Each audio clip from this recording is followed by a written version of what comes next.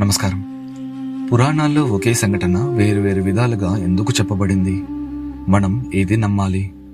ఉదాహరణకి గణపతి ఏకదంతుడు ఎలా అయ్యాడు అనే దానిని తీసుకుందాం.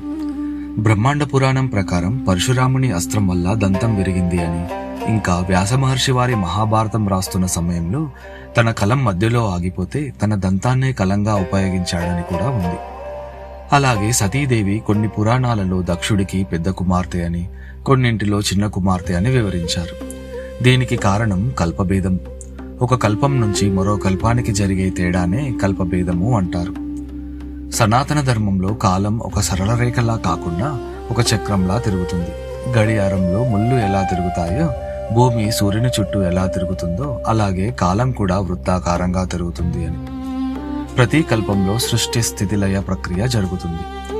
లయం అనంతరం మళ్లీ సృష్టి మొదలవుతుంది, కానీ అదే విధంగా కాకుండా స్వల్ప మార్పులతో.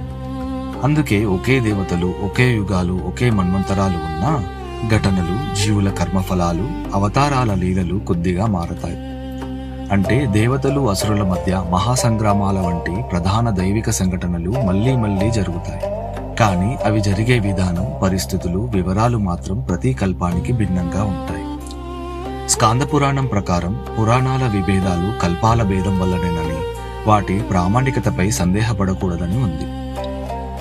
ఇదే కాకుండా యోగ వాసిష్టంలో అమరత్వాన్ని పొందిన ఋషి కాకభూషుండి ఇలా చెబుతారు: తాను అనేక కల్పాలలో దైవిక సంఘటనలు మళ్లీ మళ్లీ జరగటం చూశానని చెప్పారు.